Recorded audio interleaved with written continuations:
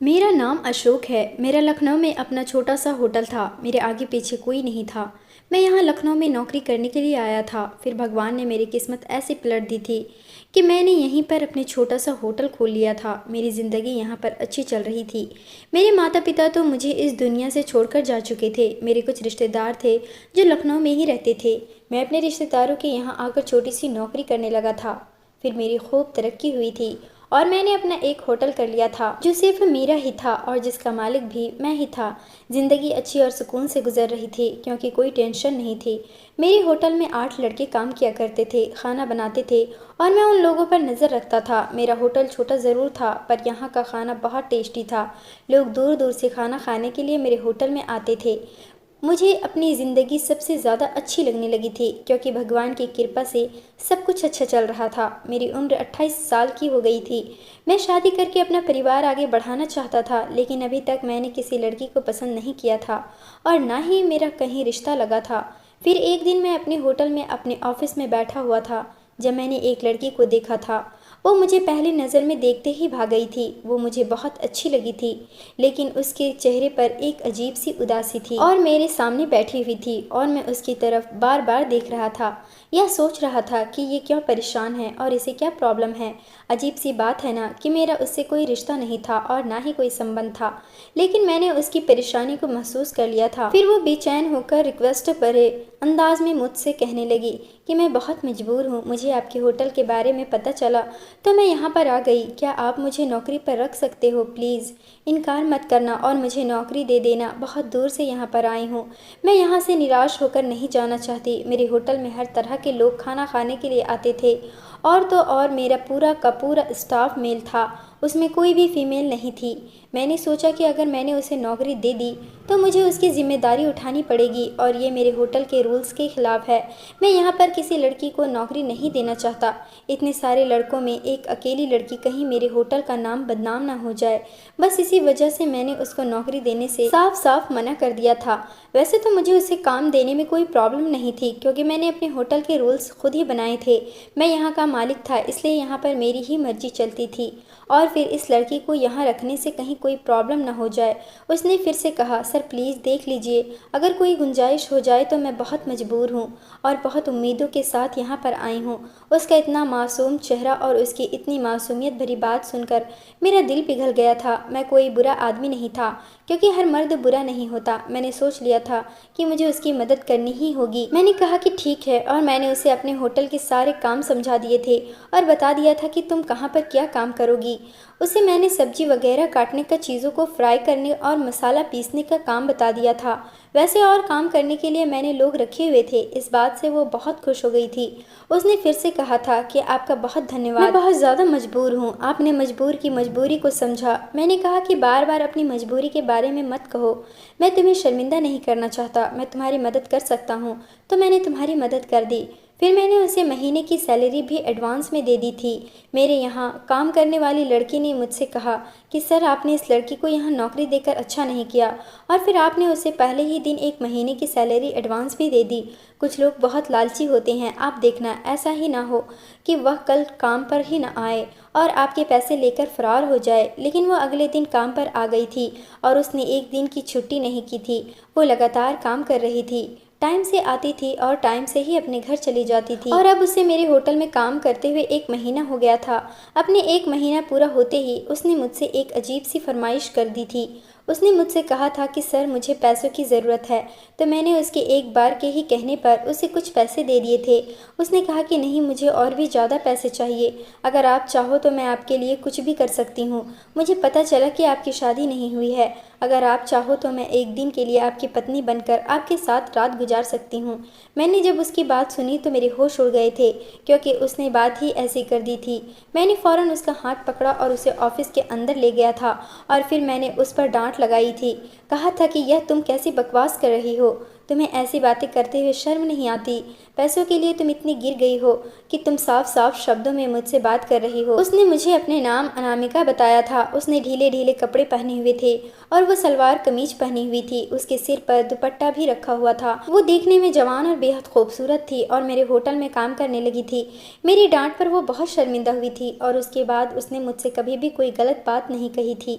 लेकिन एक दिन अचानक किचन से भागती हुई निकली थी। मैं हैरान हो गया था कि आखिर ये क्या मैटर है।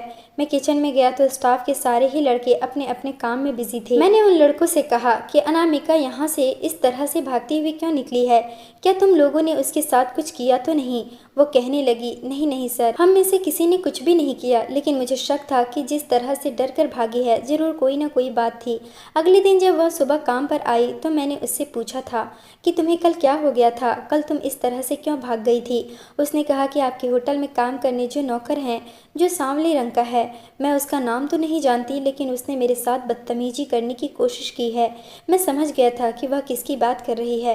वो मेरे होटल में काम करने वाले सांवले रंग के लड़के जिसका नाम रोहन था। मैंने उसे कहा कि तुम्हें पूरा यकीन है? उसने कहा हाँ, मैं एक साइड पर खड़े होकर अपना काम कर रही थी और वो बार बार कोई चीज़ उठाने के बहाने आता और आकर मेरे शरीर के साथ टकरा जाता और कहता था कि मुझे माफ़ कर दो, कुछ गलती हो गई। और फिर उसने आज तो हद ही कर दी। आज उसने ज़बरदस्ती मेरा हाथ पकड़कर अपना हाथ मेरी कमर में डाल दिया और फिर मैं वहाँ से भाग गई। मैंने कहा कि तुम्हें इस टाइम मुझे बताना चाहिए था, तुम्हें इस तरह से भागने की ज़रूरत नहीं थी। मैंने रोहन को बुला लिया और कहा था कि क्या तुमने यह हरकत की है? तुम जैसे लोगों की वजह से औरत इज्जत की रोटी कमाने के बजाय किसी गलत काम की तरफ चली जाती है, क्योंकि उनको यह एहसास होता है कि जहाँ हम इस इज्जत से काम कर रहे हैं वहाँ भी हम इज्जत से महफूज नहीं हैं, तो फिर हम वही काम कर लेते हैं। तुम जैसे मर्द उन्हें कोटे की तरह धकेल देते हैं। रोहन ने कहा, सर ये खुद मेरे करीब आने की कोशिश कर रही थी, मैंने कुछ नहीं किया। सर मैं आपके साथ पिछले 3 साल से काम कर रहा हूँ। इस लड़की को आए हुए अभी 3 महीने भी नहीं हुए। आपने उसकी बात मान ली और आप मेरी बात नहीं मान रहे हो।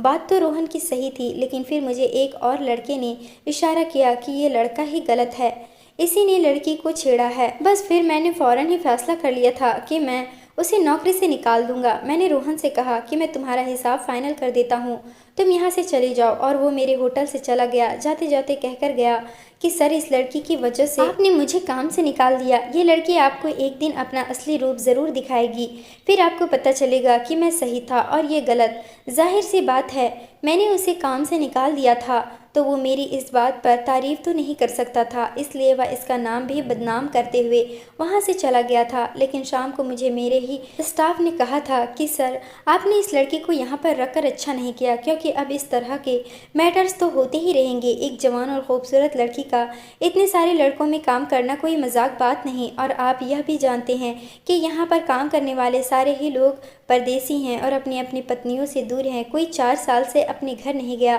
तो कोई 6 साल से अपना घर नहीं गया होगा, तो कोई 8 साल से। ऐसे में खूबसूरत लड़की उनके साथ काम करेगी तो कुछ न कुछ तो हो ही जाएगा।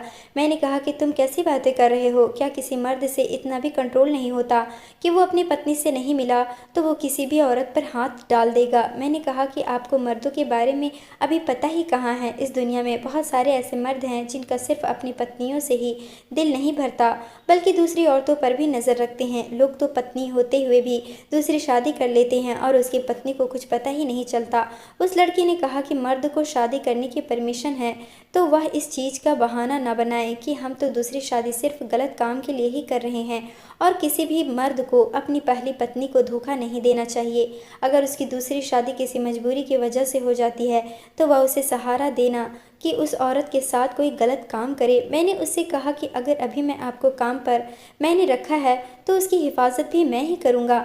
मेरे दिल में अगर आपके लिए मोहब्बत भरी फीलिंग्स नहीं होती तो मैं भी कभी उसे ना तो इस नौकरी पर रखता और ना ही उसके लिए अपने पुराने नौकर को नौकरी से निकाल देता। यह बात तो पक्की थी कि मेरे दिल में वह अपनी स्पेशल जगह बना चुकी थी, लेकिन उसके बारे में मुझे कुछ भी नहीं पता था कि वह शादीशुदा थी। उसके माता पिता ने या उसकी कोई मजबूरी थी यहाँ पर काम करने की? आखिर वो यहाँ पर काम क्यों कर रही थी?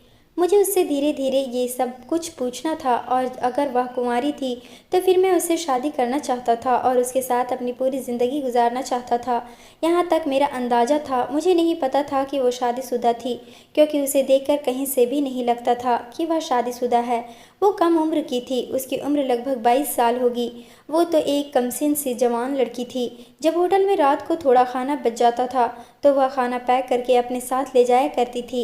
एक दिन सुबह सुबह वह अपने घर से मेरे लिए कुछ बना कर लाई थी। पता नहीं उसने किसी से पूछा था या उसने इस बात का आइडिया लगा लिया था। उसने भी क्या आइडिया लगाया था कि मुझे मीठी चीज़ें बहुत पसंद है। वो कहने लगी कि आपके लिए मैं कुछ बना कर लाई हूँ, आप मेरी इतनी मदद करते हो, मैं बदले में आपके लिए कुछ भी नहीं कर सकती, तो सोचा कि आपके लिए कुछ मीठा ही बना लेती हूँ। मैंने कहा कि तुमने बहुत अच्छा किया। वो मेरे लिए अपने हाथ से खीर बना कर लाई थी। मैंने जैसे ही खीर टेस्ट की तो मैंने उससे कहा कि तुमने बहुत अच्छा किया, यह बात मुझे पसंद आई, तुम्हारे हाथों में तो जादू है। मैंने कहा कि यही खीर तुम मेरे होटल पर भी बनाया करो, मैं तुम्हें इसके अलग से पैसे दूंगा। मैंने उसको अच्छे पैसों पर रखा हुआ था और अलग से भी उसे मैं पैसे दे दिया करता था और होटल के लोग भी उसे टिप वगैरह दे दिया करते थे और होटल का बचा हुआ खाना भी वह अपने घर ले जाती थी। लेकिन फिर भी वह हमेशा उदास और परेशान सी रहती थी और उसकी परेशानी मुझसे देखी नहीं जाती थी। एक दिन मैंने उससे पूछ लिया कि क्या मतलब है, तुम इतना परेशान क्यों रहती हो? तो उसने मुझे कुछ नहीं बताया। उसने कहा कि आप क्या करोगे मेरी कहानी सुनकर? अब इंसान बार बार तो नहीं पूछ सकता और रिक्वेस्ट भी नहीं कर सकता, नहीं तो सामने वाला सोचेगा कि पता नहीं ये मेरी कहानी के बारे में क्यों जानना चाहता है। इसलिए मैंने उसे दोबारा कोई सवाल नहीं किया। एक दिन बहुत तेज बारिश हो रही थी। इतनी तेज बारिश हो रही थी कि कोई भी होटल की तरफ आने वाला नहीं था और जगह जगह पानी भर गया था। बस गाड़ी में बैठकर कुछ कस्टमर आए थे, लेकिन फिर भी वो चले गए थे। अभी होटल को बंद होने में 1 घंटे का टाइम रह गया था। मैंने सबको छुट्टी दे दी थी। मैंने कहा कि आप सब अपने अपने घरों को चले जाओ, बहुत टाइम बाद बारिश हुई है, कुछ पता नहीं कि कहीं और ज़्यादा ना पड़ जाए। अब लोग धीरे धीरे अपना सामान उठाकर जाने लगे थे। वो लड़की भी जा रही थी। उसने दरवाजे से बाहर जाते हुए देखा और मैं खुद होटल में ही बैठ गया था। मैंने सोचा कि आज थोड़ा हिसाब किताब कर लेता हूँ। 1 घंटे बाद मुझे भी घर जाना था, लेकिन यह देखकर मैं हैरान रह गया था कि वह वापस आ गई थी। मुझे लगा कि शायद वो अपना कोई सामान भूल गई होगी, लेकिन मेरे ऑफिस में आकर उसने दरवाज़ा बंद कर दिया। मैंने उससे कहा था कि क्या बात है, जबकि मुझे थोड़ा आइडिया हो गया था कि वह क्या चाहती है। उसने कहा कि मुझे कुछ पैसों की सख्त ज़रूरत है। मैंने सुना है कि आपकी पत्नी नहीं है, आपकी शादी नहीं हुई है अभी। मैंने कहा कि तुम्हें किसने बताया ये सब? तो वो कहने लगी लोग आपस में बातें कर रहे थे तो मैंने सुन लिया था। अगर आप कहोगे तो मैं वो काम कर सकती हूँ जो एक पत्नी एक आदमी के लिए करती है। मैं एक दिन के लिए आपकी पत्नी बन सकती हूँ। मुझे पता है कि आप मेरी इस बात से निराश हो जाओगे, लेकिन मैं बहुत मजबूर हूँ, मुझे पैसों की ज़रूरत है, इसलिए आप मुझे थोड़े से पैसे दे दो। इसके बदले में वो सब कुछ करने के लिए तैयार हूँ।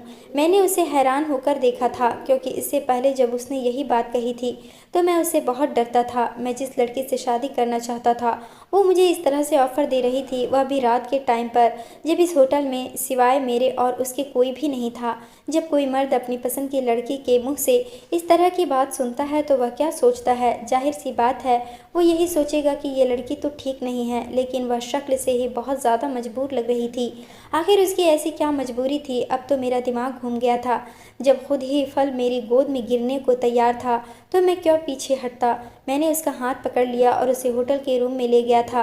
मैंने कहा कि अच्छा तुम्हें पैसे चाहिए ना? उसने कहा कि हाँ, लेकिन उसकी आंखों में आंसू भी आ चुके थे। मैंने उससे कहा कि तुम्हें कितने पैसे चाहिए?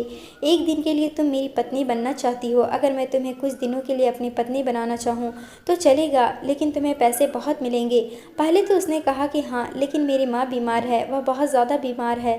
उसने हाँ तो कह दिया था, लेकिन जैसे ही मैंने उसकी तरफ नज़र भर के देखने की कोशिश की तो वो फूट फूट कर रोने लगी थी और ज़मीन पर बैठ गई थी और उसने अपनी आंखों पर हाथ रख लिया था और वो मुझसे माफ़ी मांगने लगी थी। वो कहने लगी कि मुझे जाने दो प्लीज़, सर मुझे जाने दो, मैं ये काम नहीं कर सकती। वो एक पल को कमज़ोर पड़ गई थी, लेकिन नहीं नहीं, मैं ऐसा नहीं कर सकता। मैं भी पीछे हट गया था। दरअसल मेरा ऐसा करने का कोई इरादा नहीं था। मैं उसकी फीलिंग को ठेस नहीं पहुँचाना चाहता था और उसका कॉन्फिडेंस जाग गया था। मैंने कहा कि मुझे यह बताओ कि तुम्हारी आखिरी ऐसी कौन सी मजबूरी है कि तुम ये सब करने को तैयार हो गई हो, और भगवान के लिए मुझसे झूठ मत बोलना। उसने कहा कि मैं अब आपसे कोई भी झूठ नहीं बोलूँगी, आप मेरे साथ चलो, मैं आपको दिखाती हूँ कि मैं किस हद तक मजबूर हूँ।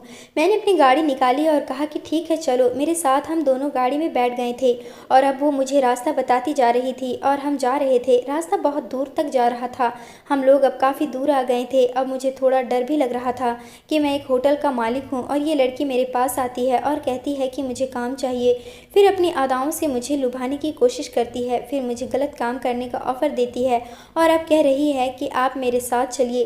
कहीं ऐसा तो नहीं कि यह सब कुछ एक प्लान के मुताबिक कर रही है और मुझे अपनी किसी जाल में फंसाना चाहती है। अब ये जहाँ मुझे ले जा रही थी, कहीं वहाँ पर मुझसे ये सब कुछ छीन ले, मेरी गाड़ी भी मुझसे ले ले।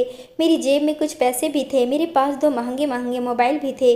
वो सब कुछ अगर इसने मुझसे छीन लिया तो क्या होगा, किसी को कुछ पता भी नहीं चलता। आज तो बारिश का दिन था, इतने दिन तक उसने ऐसी कोई हरकत ना की थी, लेकिन उसे आज की ही सब कुछ क्यों याद आ रहा था, क्योंकि बारिश में तो कोई भी बाहर नहीं निकलता। मेरे दिमाग में हज़ार तरह की बातें आ रही थी। तभी अचानक से उसने कहा कि वह सामने गली में पहले घर के सामने गाड़ी रोक दे।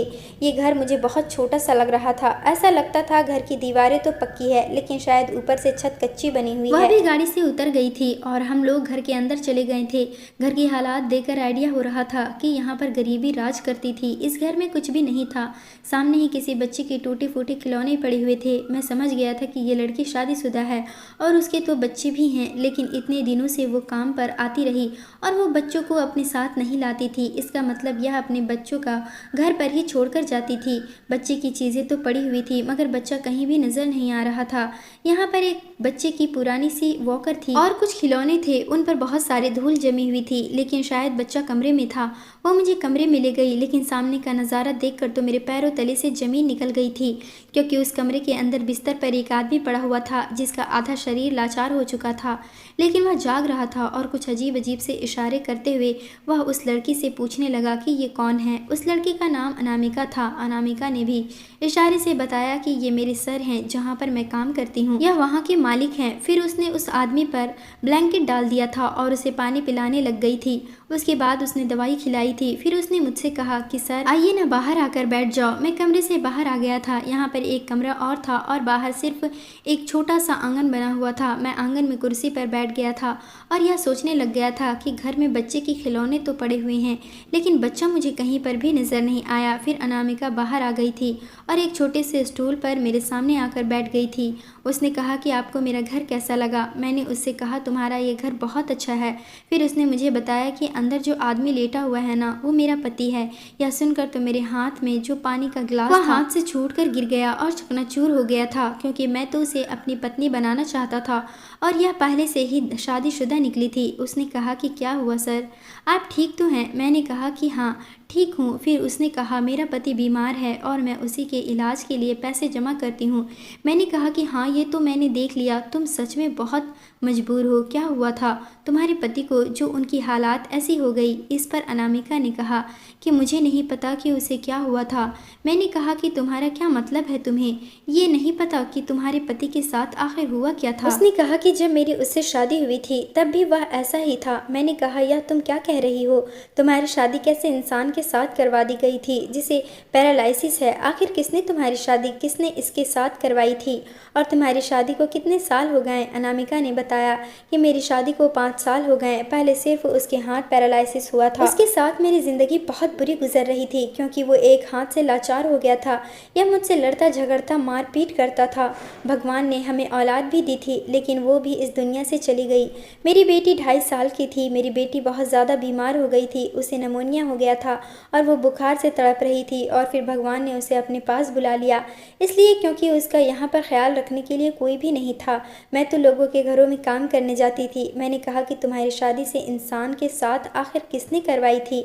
तो उसने कहा कि मेरे माता पिता ने मुझे इसके हाथों बेच दिया था, क्योंकि मेरे माता पिता बहुत लालची लोग थे।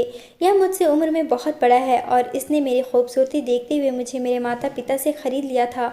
मैं तो जिस दिन से पैदा हुई हूँ अत्याचार बर्दाश्त करती आ रही हूँ, अभी भी मुझ पर हाथ उठाता है। मैंने कहा कि यह अभी भी तुम पर हाथ कैसे उठा सकता है, यह तो बीमार है। उसने कहा कि अब इसका पैरालिसिस बढ़ गया है और अब इसके टांग पर भी इसका असर हो गया है। इसी कारणों से इसे ठीक से सुनाई नहीं देता, यह बोल भी नहीं पा रहा, लेकिन हाथ इसका अभी भी चलता है। उसने डंडा अपने पास रखा हुआ है जो उसके बेड के पास ही रखा रहता है और उसे अपने हाथ की उंगलियों में पकड़कर जब वो गुस्से में होता है तो इशारे से मुझे बुलाता है। मैं उसके सामने बैठ जाती हूँ और मुझे मारना पीटना शुरू कर देता है।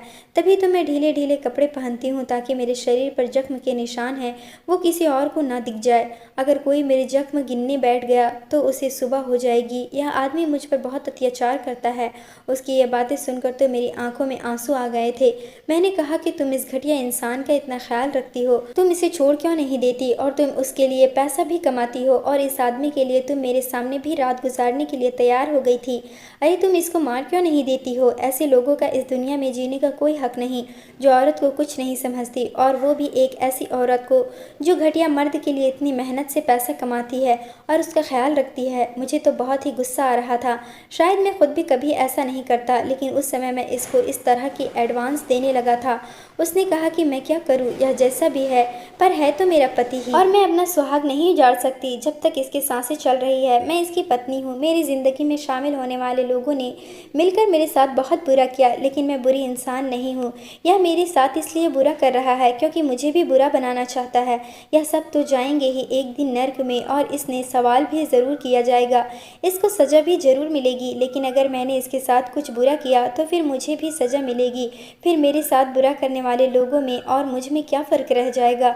यह दुनिया में जीत जाएंगे, लेकिन भगवान के यहाँ जाकर तो मेरी ही जीत होगी और ये सारे के सारे हार जाएंगे। मैंने कहा कि तुम इसका इलाज क्यों करवाना चाहती हो? तो वो कहने लगी कि अगर ये मर गया तो लोग इसकी मौत का इल्ज़ाम मुझ पर ही लगा देंगे, लेकिन अगर अपनी मौत पर मर गया तब भी मुझे सब बुरा ही कहेंगे कि मैंने अपने पति को मार डाला। क्योंकि जब मैं लोगों को बताती हूँ कि मेरा पति ऐसी हालात में है और मुझे मारता है, फिर भी मैं इसके लिए सब कुछ कर रही हूँ, तो लोगों को इस बात पर यकीन नहीं आता। यहाँ आसपास के लोग कहते हैं कि यह अपने बीमार पति को छोड़कर बाहर घूमने के लिए जाती है या फिर धंधा करती है या गलत तरीके से पैसे कमाती है, वरना इतनी खूबसूरत लड़की हो और उसका पति ऐसे बीमार होकर बिस्तर पर पड़ा हुआ हो और उसे मारता भी हो, फिर ये उसके लिए इतनी मेहनत क्यों करेगी? किसी को जवाब दूं? अब मैं तंग आ गई थी, इसलिए सोचा कि इल्ज़ाम तो मुझ पर वैसे भी आना था, तो फिर मैं कुछ गलत ही कर लेती हूँ। तभी आपको मैंने वो सब कुछ कह दिया था। मुझे माफ़ कर दो, मैं वो सब कुछ नहीं करना चाहती थी। मैं बहुत इज़्ज़तदार लड़की हूँ। मैं बेबस हो गई थी और परेशान हो गई थी। मुझे अपनी बेटी की बहुत याद आती है। मैंने उसका नाम मुस्कान रखा था। सिर्फ इस इंसान की वजह से वो मुझसे दूर चली गई। वो बहुत बीमार हो गई थी। मैं उसके इलाज के लिए पैसों का इंतज़ाम करने गई हुई थी, लेकिन जब घर वापस आई तो मेरे पति ने मुझे इतनी ज़ोर से मारा था कि मैं बेहोश हो गई थी, और जब मेरी आँख खुली तो मेरी बेटी की आंखें बंद हो चुकी थी और वो इस दुनिया को छोड़कर जा चुकी थी। मैं अनामिका की बात सुनने के बाद उसके हाथ पर अपने दोनों मोबाइल और मेरे पास जो पैसे थे वो सब कुछ रख दिए थे, और उससे कहा था कि मोबाइल बेच देना और इन पैसों को इस्तेमाल कर लेना और नौकरी पर भी आना। मैं चलता हूँ, लेकिन इससे पहले मैं तुमसे पति को कुछ कहना चाहता हूँ। तुम इसको बाद में सब कुछ बता देना। मैं उसके पास गया और मैंने उसके पति से कहा कि तुम कैसे इंसान हो, तुम्हें शर्म आनी चाहिए। तुम्हारी पत्नी तुम्हारा कितना ख्याल रख रही है और तुम हो कि उसको नुकसान पहुंचाते हो। अगर एक दिन तुम उसके साथ अच्छा सलूक कर लोगे ना, तो भगवान की कसम अपने कदमों पर खड़े हो जाओगे। वो मुझे हैरान होकर देख रहा था, क्योंकि उसे ठीक से सुनाई नहीं दे रहा था कि मैं उसे क्या बोल रहा हूँ। मैं वहाँ से निकल आया था, मेरी आंखों में आंसू आ गए थे। अब मुझे समझ आया था कि उसने अपनी बेटी का सामान वहाँ पर रखा हुआ था, क्योंकि उसे अपनी बेटी की बहुत याद आती थी, और हर चीज़ पर जितनी धूल मिट्टी पड़ी हुई थी उसका मतलब यही था कि जिसका सामान है वो बेचारी तो इस दुनिया में नहीं थी। मैं वहाँ से चला गया था। मैं गाड़ी में बैठकर सोच रहा था कि ये दुनिया कितनी बुरी है कि लोगों ने एक तरफ औरत को इतना बुरा बनाया हुआ है कि अगर वो अच्छाई भी करे तो लोग कहते हैं कि नहीं नहीं, यह अच्छी नहीं हो सकती, और वही दूसरी तरफ मर्द को ऐसा बनाया है कि अगर मर्द औरत के कहने पर गलत काम करने के लिए इनकार कर ही नहीं सकता। लेकिन मैंने तो अनामिका को इनकार किया था, वरना आज ऑफिस में कोई भी नहीं था और बारिश भी हो रही थी, और उसने भी मुझसे कहा था कि मैं कुछ भी करने के लिए तैयार हूँ। लेकिन मैंने इनकार करके यह साबित कर दिया था कि अगर मर्द पवित्र है और पाप करने का इरादा नहीं रखता तो खूबसूरत से खूबसूरत लड़की भी बहक नहीं सकती, और वो भी इस पाप से बच गई थी। अनामिका काम पर आती थी तो मैं उससे कोई बात नहीं करता था, वह भी अपने काम में बिजी रहती थी, क्योंकि मुझे सच में उससे बहुत हमदर्दी हो गई थी और मोहब्बत भी थी अभी भी। लेकिन मैंने उसे अपने दिल में कहीं छुपा लिया था। मुझे नहीं लगता था कि वह कभी भी मुझसे शादी करेगी, क्योंकि वो अपने पति को नहीं छोड़ सकती थी। अगर वो अपने पति को छोड़ने वाली होती तो अभी तक छोड़ चुकी होती। मैंने अनामिका को अपने दिल के किसी कोने में छुपा कर रख लिया था, जहाँ पर वह हमेशा के लिए सेफ रहने वाली थी। लेकिन मैं उससे कुछ जाहिर नहीं करना चाहता था कि मैं उससे प्यार करता हूँ, क्योंकि मैं जानता था कि वो मेरी कभी भी नहीं हो पाएगी। दिन इसी तरह से गुजरते जा रहे थे। मैंने उसे यह भी नहीं पूछा था कि तुम्हारे पति का बिहेवियर अब तुम्हारे साथ साथ बेहतर हुआ है या नहीं? क्या वो अभी भी तुम्हें मारता पीटता रहता है और तुम खामोशी से मार खाती रहती हो? लेकिन एक दिन मैं उसे देखकर हैरान रह गया था। आज वो बहुत ज़्यादा खुश लग रही थी और बहुत खूबसूरत लग रही थी। वो मेरे ऑफिस में आई और कहने लगी, सर मेरे पास आपके लिए कुछ है। मुझे लगा कि शायद फिर से वो मेरे लिए कुछ खाने को बनाकर लाई होगी, लेकिन इतने दिनों तक वो भी मुझसे दूर दूर रह रही थी और मुझे इग्नोर कर रही थी। फिर अचानक से उसे मेरा ख्याल कैसे आ गया था। मैं उसके साथ इस तरह से पेश आ रहा था कि जैसे सब कुछ नॉर्मल है और मेरे अंदर कुछ नहीं चल रहा। मैंने कहा कि हाँ बताओ क्या लाई हो तुम? तो उसने मेरे सामने मेरे दोनों मोबाइल मेरे टेबल के ऊपर रख दिए थे। मैंने उसे कहा कि तुमने अभी तक इनको बेचकर इस्तेमाल नहीं किया। तो वो कहने लगे कि नहीं, मुझे इनको बेचने की ज़रूरत ही नहीं पड़ी थी। दरअसल मेरा पति इस दुनिया से चला गया। मैं उसकी बात पर चौंक गया था। मैंने कहा कि यह सब कैसे हुआ? उसने कहा कि उस दिन के 2 हफ्ते के बाद ही रात को अचानक उसकी तबीयत बहुत बिगड़ गई थी। उसके बाद लोगों ने मुझे बहुत बुरी बुरी बातें सुनाई थी, लेकिन मैंने उनकी बातें सुन ली थी क्योंकि मुझे पता था कि अब ये लोगों की आखिरी बातें हैं। आगे मुझे कोई भी कुछ नहीं कहेगा। अब मैं घर में बिल्कुल अकेली रहती हूँ। मैंने कहा कि इतना सब कुछ हो गया और तुमने मुझे बताया क्यों नहीं? उसने कहा कि मैंने आपको इसलिए नहीं बताया कि आपने पहले ही मेरे लिए बहुत कुछ किया था और आज मैं आपको इसलिए सब कुछ बता रही हूँ क्योंकि बहुत जल्दी मेरी शादी होने जा रही है और वो भी बहुत अच्छे इंसान के साथ। यह सुनकर तो मेरे होश उड़ गए थे। मैं हैरान रह गया था कि वो अपने पति के मरते ही इतनी जल्दी भी शादी कर रही है। अगर उसका पति दुनिया से चला गया तो वो मुझसे शादी क्यों नहीं कर लेती? मुझे बताती तो मैं उससे करता कि मैं तुमसे शादी करना चाहता हूँ। लेकिन मुझे बहुत अफसोस हुआ था। उसने मुझे आखिरी वक्त पर बताया था कि अगले महीने की 2 तारीख को मेरी शादी है, आपको ज़रूर आना है। मैं बहुत परेशान था। अगले महीने की 2 तारीख 10 दिन बाद ही आनी थी। उस दिन मैंने होटल के सारे लोगों को छुट्टी दे दी थी और मैं अपने ऑफिस में बैठा हुआ था। मुझे पता था कि आज वो फिर किसी और की हो जाएगी। अब मुझे इस बात पर बहुत गुस्सा आ रहा था कि मैंने ये मौका भी अपने हाथ से जाने दिया। वैसे भी उसके पति को किसी न किसी दिन तो मरना ही था। उससे बात कर लेता तो वो मुझसे शादी करने से कभी इनकार नहीं करती, लेकिन वो इतनी खूबसूरत थी कि उसे कोई भी आसानी से अच्छा लड़का मिल गया होगा। उसे तो कोई भी मिल सकता था। मेरा दिल टूट चुका था जब दरवाजे पर अचानक मुझे हलचल की आवाज़ सुनाई दी थी और कोई अंदर दाखिल हुआ। मैंने सामने देखा तो मैं हैरान रह गया था कि सामने कोई और नहीं बल्कि अनामिका खड़ी हुई थी और वो दुल्हन बनी हुई थी। मैंने उससे कहा कि तुम यहाँ पर क्या कर रही हो? क्या हुआ? कोई परेशानी हो गई है क्या? सब ठीक तो है ना? और तुम्हारे पति कहाँ हैं? तुम दुल्हन बनकर यहाँ क्यों आई हो? वो मुस्कुराने लगी और कहने लगी कि मेरा दूल्हा और मेरा होने वाला पति तो मेरे सामने ही खड़ा हुआ है। मैंने कहा कि क्या मतलब है तुम्हारा? और फिर अचानक से मैं समझ गया था कि वो क्या कहना चाह रही है। उसने कहा कि मैं आपसे ही शादी करना चाहती हूँ। आप वही इंसान हो जिसने मेरी मदद की और मेरी हिफाजत की और मेरी मजबूरियों को समझा, मुझ पर बुरी नज़र नहीं डाली। मैं आपके अलावा और किसी से शादी नहीं कर सकती। मुझे आपसे अच्छा पति मिल ही नहीं सकता। जब उसने यह बात कही तो मैं आप लोगों को बता नहीं सकता कि उस टाइम मुझे खुशी कितनी हो रही थी। मैं भी यकीनी से उसे देख रहा था और खुशी में पूरी तरह से हैरान हो गया था। मैंने उसे गले से लगा लिया और हम लोगों ने उसी दिन शादी कर ली थी। वो मेरी पत्नी है और हम दोनों अब खुशी खुशी ज़िंदगी गुजार रहे हैं। उसने मेरे घर को स्वर्ग बना दिया। वो मेरे घर को अच्छी तरह से संभालती है और अब तो वो मेरे बच्चे की भी माँ भी बनने वाली है। फिर जब 9 महीने पूरे हो गए तो उसने बेटी को जन्म दिया। वो कहती है कि ये मेरी वही बेटी है जो मुझे छोड़कर चली गई थी, अब वापस मेरी ज़िंदगी में आ गई है।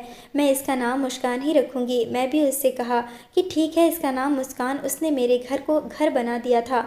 मेरा होटल और भी ज़्यादा अच्छा चल निकला था। मैं बहुत खुश हूँ और मुझे अनामिका के रूप में बहुत खूबसूरत और अच्छी लाइफ पार्टनर मिली है क्योंकि मैंने पाप नहीं किया था। अगर मैं उस रात उसके साथ काम करके अपनी हवस को पूरा कर लेता तो शायद आज मैं बर्बाद हो चुका होता, लेकिन मैंने ऐसा नहीं किया था। मैंने हमेशा उसकी मदद की थी और फिर वहीं मेरे लिए सब्र का फल बनकर मेरी ज़िंदगी में आ गई थी। अभी का बेचारी की ज़िंदगी में भी अब सुकून आ गया है क्योंकि जब वह अपने माता पिता के पास थी तो लोगों ने भी उस पर बहुत अत्याचार किए और शादी के बाद उसके पति ने भी उसकी ज़िंदगी को दुश्वार कर दिया था। मेरे घर में वह बहुत सुकून से रहती है और मेरे साथ बहुत खुश है और उसे भी यही लगता है कि मेरी ज़िंदगी में आने के बाद उसकी पूरी ज़िंदगी बदल गई। भगवान ने हम दोनों को किस तरह से मिलाया था और हमारी सच्ची मोहब्बत को पूरा कर दिया था। अब वह पत्नी है और मैं पिता बन गया हूँ। वो मेरी मनपसंद औरत है और एक मर्द को जो खुशी अपनी मनपसंद की औरत से मिलती है तो कहीं से नहीं मिल सकती। मेरी बेटी भी बहुत प्यारी है। मैं बहुत लकी हूँ कि मुझे अनामिका जैसी पत्नी मिली है। वो मेरे लिए सबसे स्पेशल है। उसकी होने से मेरी ज़िंदगी में बहार आ गई और मेरी ज़िंदगी बहुत अच्छी गुजर रही है। दोस्तों, कहानी कैसी लगी कमेंट करके ज़रूर बताएं। वीडियो को लाइक और चैनल को सब्सक्राइब ज़रूर करें।